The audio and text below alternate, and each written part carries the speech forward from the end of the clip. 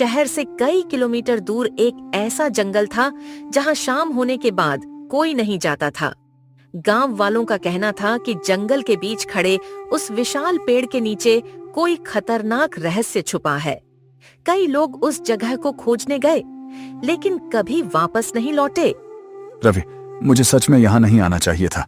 देखना, पूरा जंगल कितना अजीब लग रहा है। अजीब नहीं, रहस्यमयी, और यही चीज मुझे यहाँ खींच कर लाई है। तुझे हर डरावनी चीज में एडवेंचर दिखता है, और तुझे हर एडवेंचर में मौत। मजाक मत कर। गांव वाले झूठ नहीं बोल रहे थे। यहाँ आते समय मैंने रास्ते में एक भी आदमी नहीं देखा। क्योंकि लोग डरते हैं, और शायद सही डरते हैं। तूने वो कहानी सुनी थी ना कि रात में इस पेड़ के नीचे से रोशनी निकलती है? हाँ, और ये भी कि जमीन के नीचे से किसी के चलने की आवाज आती है। अगर ये सब सच हुआ तो सोच कितना बड़ा राज मिलेगा। या फिर हम भी उन्हीं लोगों की तरह गायब हो जाएंगे। देख मोहन, जिंदगी में कुछ बड़ा करना है तो डर के आगे जाना पड़ता है। और अगर डर के आगे मौत हुई तो? तब कम से कम ये तो रहेगा कि हम सच्चाई तक पहुंचे। तुझे कभी डर नहीं लगता? लगता है, लेकिन डर को कंट्रोल करना पड़ता है। मुझे लग रहा है कोई हमें देख रहा है। जंगल है, जानवर होंगे। नहीं रवि, ये फीलिंग अलग है। रवि पेड़ के चारों तरफ घूमने लगा। तभी उसका पैर किसी लोहे की चीज से टकराया। रुको, यहाँ कुछ है। क्या हुआ? मिट्टी हटाने में मदद कर। भाई, मुझे अच्छा नहीं लग रहा। बस थोड़ा सा खोद।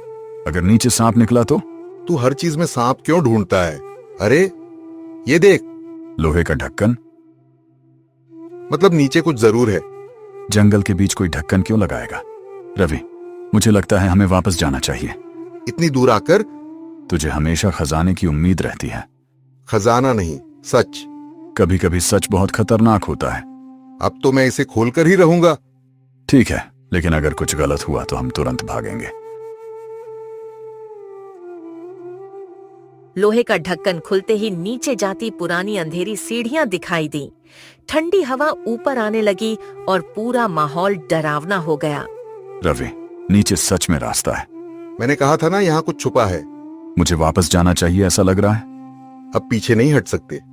अगर नीचे कोई हुआ तो? इतने साल बाद कौन होगा? पता नहीं, लेकिन ये जगह सामान्य नहीं है। फोन की लाइट चालू रख, धीरे नीचे चलते हैं।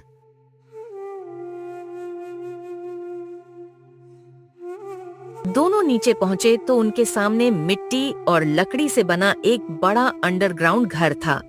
ऐसा लग रहा था जैसे कोई यहाँ कभी रहा हो। ये तो पूरा घर है।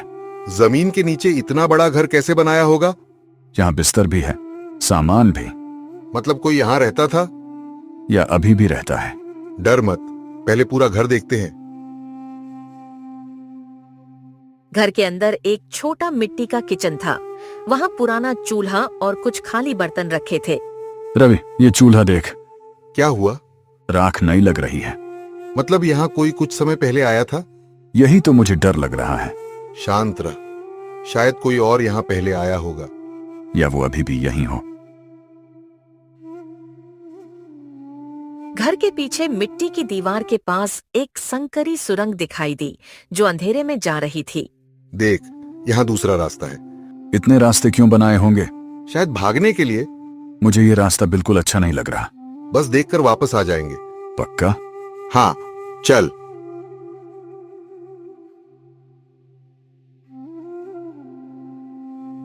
सुरंग के अंत में दोनों एक कमरे में पहुंचे जहां पुराने कैमरे और स्क्रीन लगी थी।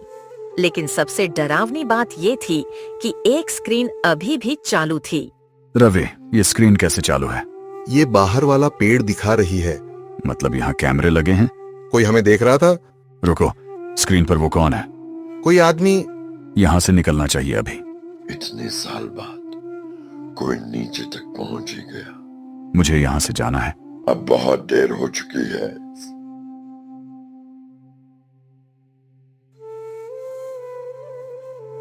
दीवार के पीछे एक बड़ा कमरा था जहां लकड़ी के बक्से और पुराने नक्शे रखे थे। ये सब क्या है? खजाना? नहीं, ये नक्शे हैं। इतने सारे नक्शे किस चीज के? लगता है ये आदमी किसी बड़ी चीज को छुपा रहा था। मुझे ये सब सही नहीं लग रहा। कमरे के कोने में एक पुरानी डायरी रखी थी रवि ने जैसे ही उसे खोला, दोनों के चेहरे बदल गए। क्या लिखा है उसमें? यहाँ लिखा है, अगर तुम ये पढ़ रहे हो तो तुम खतरे में हो। क्या? और नीचे लिखा है, पेड़ के नीचे सिर्फ घर नहीं, कुछ और भी छुपा है। रवि, मुझे लगता है हमें अभी यहाँ से निकलना चाहिए। अब नहीं, अब सच जानकर ही जाएंगे।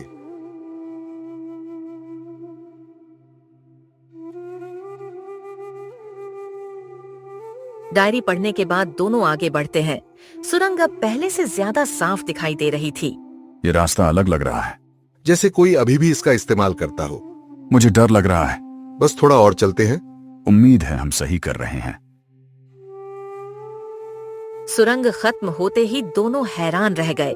सामने कई लग्जरी कार्स खड़ी थीं। इतनी सारी कार्स, मर्सिडीज, लैम्बोर्गिनी। हम करोड़पति बन सकते हैं।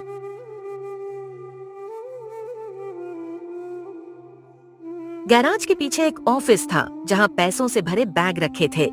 इतने सारे पैसे, ये किसी बड़े आदमी का काम है। अब हमारी जिंदगी बदल जाएगी। लेकिन ये सब यहाँ आया कैसे?